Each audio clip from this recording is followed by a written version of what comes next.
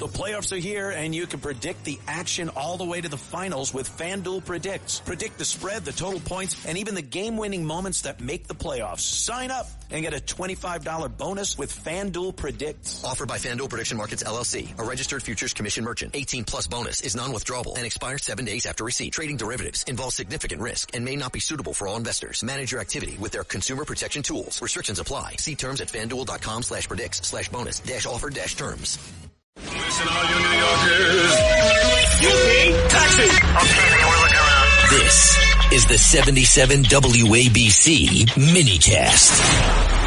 Welcome back. You're back in the Stone Zone right here on the Roger Stone Show. And joining me now is the veteran publicist, raconteur, Bob Vivant, man about town, exceptionally well-dressed saloon singer, who also happens to be a very, very effective pro-animal activist, my good friend Christian Josi. We've been friends a very, very long time. He's a man of extraordinary talents, and I'm very pleased that he could join us today. Christian, welcome into the Stone Zone right here at the Roger Stone Show. Hey, buddy. Thank you for having me again. It's always good to hear your voice. I want to start off by expressing my concern about what happened last night with the president and the other attendees, many of whom were my friends at the Hilton in Washington. But I was supposed to go there, but the only reason I didn't go was because I didn't have a proper tuxedo. I live in Florida. I wear board shorts, So I did go to RogerStoneSuits.com and ended up talking to the tailor about getting a proper midnight blue tuxedo. So there you go. Well, you should definitely do that. I think you could get away with a ruffled shirt, kind of the Johnny Fontaine look, because you, after all, you are an incredible jazz singer. You have several albums to your credit. This guy is smooth as silk. He has a voice that is as smooth as silk, and he's promised in his next album to record Cole Porter's Night and Day, which, of course, is the song that my wife and I danced to at our wedding reception, the very first song. Very excited to hear that.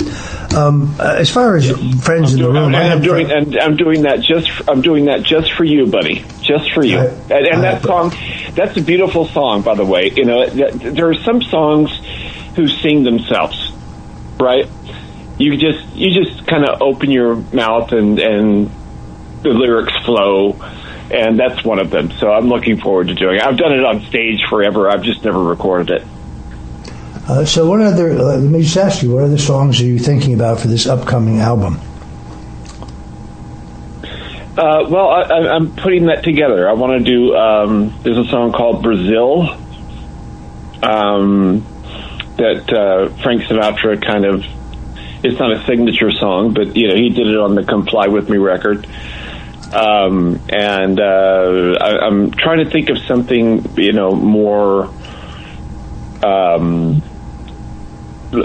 more contemporary to throw into the mix that I can, kind of rewrite. But I'm working on it. I'm developing it. We're going to do it at Muscle Shoals in Alabama, the famous studio. So there we go. Well, as you know, I have urged you to record Are You Lonesome Tonight, which most people associate with Elvis Presley. Are you lonesome tonight? Do you miss me tonight? But originally recorded by the great Al Jolson. And if you listen to Elvis's rendition, he doesn't change any of the phrasing whatsoever. Even the spoken bridge part is identical. And of course, Elvis was a huge hit for Elvis. It was also a huge hit for Jolson. Was Al Jolson the guy who did that? I didn't know that at all. It was first recorded by Al Jolson, was a huge hit for him, and then later covered, as they say, by Elvis Presley. You're also working with Duran Duran. I thought that was very interesting. I thought you'd tell us about that. Well, the Duran Duran and I have a long history together. They just released a single 2 days ago with Nile Rodgers. And they're about to do a Las Vegas residency, and they're just great guys. I mean, I love I love when I can write about them and help them because they've inspired me since I was a kid. And being a friend of the band is a great honor. Yeah, I'm with the band. I remember using that many times. It is one of the things that binds Christian and I is our activism, our love of animals. And we work together to stop the horrific, completely non-beneficial, worthless, horrific torture of animals by the federal government. We were very, very effective in President Trump's first term, ending the torture of cats and dogs and other primates by the Defense Department, the Transportation Department, and others. And the other day you asked me to post something. I read it and I had to post it. You talked about Ember. Ember is a dog. She was badly beaten, had her legs broken during a domestic dispute. But Iowa, you said, is the only state in America where torturing dogs and cats like Ember is still just a lousy misdemeanor. A misdemeanor. To me, this is outrageous. I think it's a disgrace. These violent, dangerous degenerates who torture innocent animals are the sickest predators whose cruelty is directly tied to the abuse of women and children. We've seen the studies, and we know the pattern. Like you, I agree that enough is enough. Real Iowa patriots like Representative Svett and Normand and Senator Evans were fighting very hard to pass a bill, SF 2099, to make pet torture a felony in the state of Iowa. But 4 weak-kneed senators were aggressively blocking the vote, critically hiding behind Iowa farmers as their excuse, even though this law has nothing to do with farm animals. Iowa's Senate GOP was called on to pass SF 2099 and get in line with President Trump's MAGA agenda to fight violent crimes and protect the innocent animals. As America celebrates its 250th anniversary, Iowa, it seemed to me, should have proudly become the 50th state to deliver swift justice to the monsters who torture puppies. No more excuses, no more delays. I wanted them to do it for the pets. So can you tell me what has transpired there, Christian? Well, I think, I pay real great tribute to the president on this one, and especially to Laura, his daughter-in-law, who is a bona fide animal activist and always reliable. It's disgusting that anyone could possibly condone animal abuse or cockfighting or whatever, or dog fighting, or things like that. And there are unfortunately people in Iowa who are cool with it, and that just really has to come to an end. We have to treat animal abuse just as we treat physical abuse, and it's not about animal rights; it's about animal welfare. And if we don't protect our animal friends, we are morally bankrupt. I did post this on social media at your suggestion. Proud to do so. Happy to do so. It got an enormous amount of traction. I hope it moves those in the Iowa State Senate to pass this important bill now if they have not already done so. It is. You're absolutely right. I mean, my wife and I are dog lovers, cat lovers. We've had 9 Yorkies in our marriage. Currently, of course, fairly famous here on the Roger Stone Show. There's Pee-wee 2.0. Pee-wee 1.0 was our first dog, a Yorkshire Terrier, and of course Mimi, who is our other dog. And they become like your children, and they have their own personalities. And I think it was Harry Truman said in politics, if you're looking for a friend, get a dog, and that is absolutely right. Get a dog. Unconditional love, whereas in politics, you made reference to some of those in the ballroom at the White House Correspondents' dinner. I can tell you right now, none of those people are your friends. They may pretend to be your friends when they need something, a tip or a little research or some inside story. But what the most outrageous thing to me is when I was framed in the Russian collusion hoax, in which I allegedly lied about Russian collusion that did not exist. later to be exonerated when a federal judge ordered the Justice Department to release the fully unredacted report of Robert Mueller, who very sadly now burns in hell.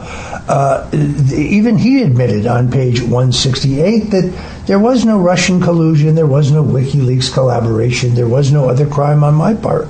I was targeted simply because I refused to bear false witness against Donald Trump. In other words, they had spent $30 million investigating Trump for quote-unquote Russian collusion. They came up empty-handed, so they wanted to invent it. And I refused to go along with that. I have no regrets about it.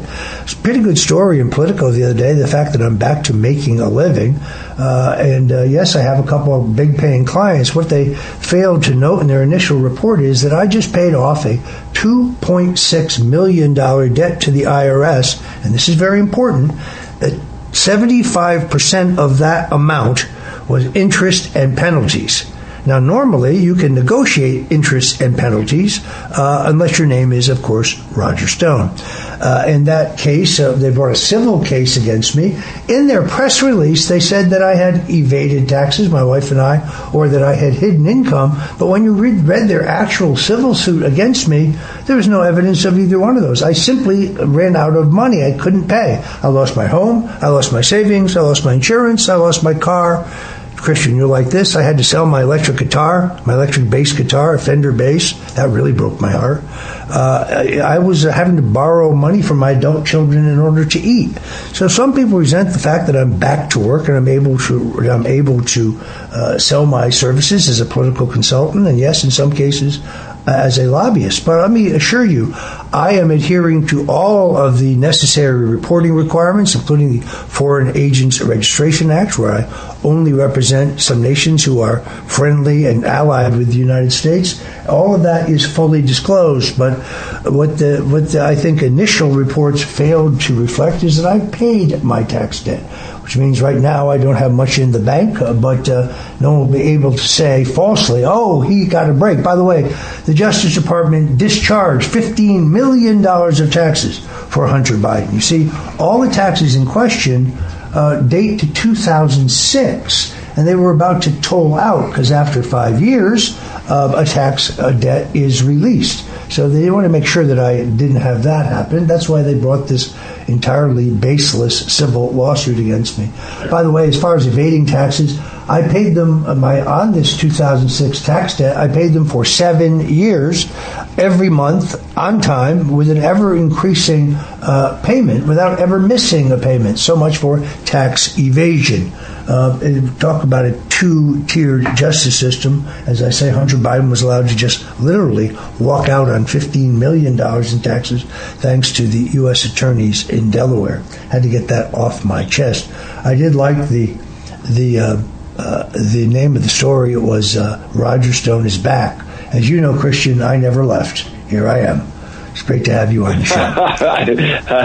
I know for sure you never left, and like as we all say, Roger Stone did nothing wrong, and you're for me an heroic figure and a great inspiration and a mentor, and I'm very, very grateful for you. Well, I appreciate that, my friend. It has been a long haul, and as I like to say, I may have been materially poorer, but I am spiritually much richer. You know, when I talk about the fact that I'm redeemed in the blood of the cross, that I returned to the church as an answer to this horrific ordeal, the Washington Monthly made fun of me as if they understand what's on my heart. I don't really care what they think. I only care what he thinks. You can't fool God. I learned that. You can't fool God. God knows everything, and God can do anything. I witnessed the fact that my wife was diagnosed with very aggressive stage 4 cancer, which I believe was brought on by the stress of being hounded by Robert Mueller and his thugs for almost 2 years. But today, thanks to the miracle of modern science, also to the miracle of alternative medicine, but more importantly to the healing power of Jesus Christ, my wife is cancer-free, due solely through the grace of God. So I'm happy to be here, but I wouldn't even be in the Stone Zone right here on the Red Apple Audio Networks, right here on the Roger Stone Show, without the Lord. And when I say that, some on the left make fun of you like it's an act, it's a head fake, it's another dirty trick. No, I'm sorry, I am a believer, and if you don't like it, well, that's too bad. We're talking to Christian Josi, one of the coolest guys I know, highly stylish, now a Floridian. When we come back, I'm going to ask him about how he feels about living in the Sunshine State. Don't go away, we'll be right back.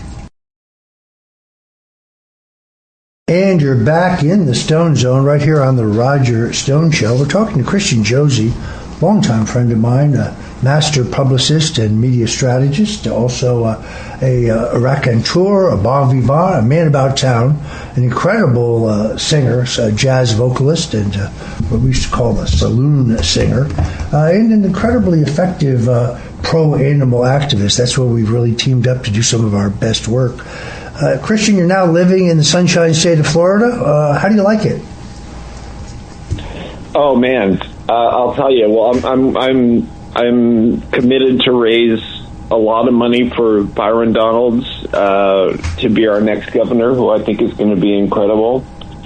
I'm working here with my congressman Jimmy Petronis, who you introduced me to, and with whom I've become good friends. When I was about to move to Florida, I asked another person who moved to Florida from D.C., I said, how do you feel about the state? And he goes, well, Florida is the bomb. And Florida is the bomb. It's great living here. I mean, I'm in a touristy area, so sometimes that gets a little bit annoying, but the locals and, just the way of life is awesome. And it's kind of like I don't want everybody to come down here from Mount Dottie. You don't want to tell people how great it is. You really don't want to tell people how great it is because they'll move here. You do have the honor of being represented by Jimmy Petronis, who is, without any question, one of the finest public servants, one of the finest men, certainly one of the best members of Congress there today. He's scrupulously honest. He's very hardworking for the people of his district. Truly a great man. Unfortunately, he had to work with Governor Ron DeSantis as the former, CFO for the state before he ran for this seat in a special election. But Jimmy Petronis, a very special guy, and he's got a great political future. The other question I wanted to ask you is, you were one of the architects. I think Roger, I think he could be the Speaker of the House. That would be a great thing. Jimmy Petronis would be a great Speaker of the House. Although I'm not nothing against the current Speaker of the House. Loser that we've got. No, I don't agree with that. I think Mike Johnson's got a near impossible job. He's got a very slim margin. Half the members of his caucus, they don't want to do anything other than get reelected. Oh, we have proof that Joe Biden and his son took giant bribes when he was vice president. We don't need to get into that. I just need to have a fundraiser.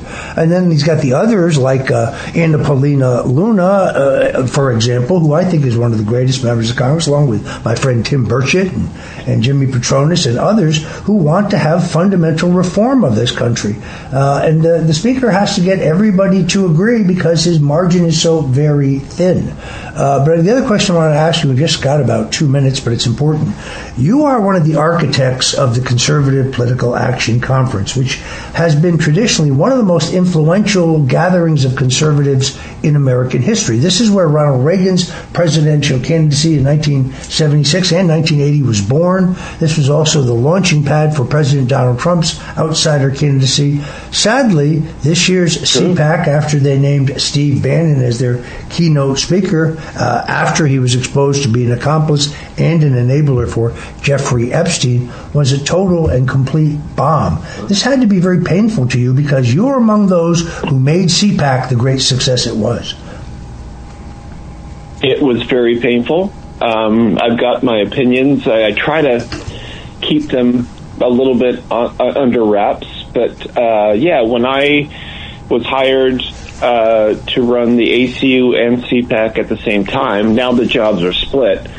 There were 1,000 people coming per year, and then by the time I left, there were 11,000, and then my successors, blew it up exponentially, and now it's just a cash grab, which is never was supposed to be. It was always a grassroots movement, and now it's I don't know even what it is right now. I don't want to name names, but there are certain people who are just a waste of time and space, and I don't even pay attention anymore. All right, we're going to leave it there. We're going to close with Elvis Presley and Al Jolson singing "Are You Lonesome Tonight?"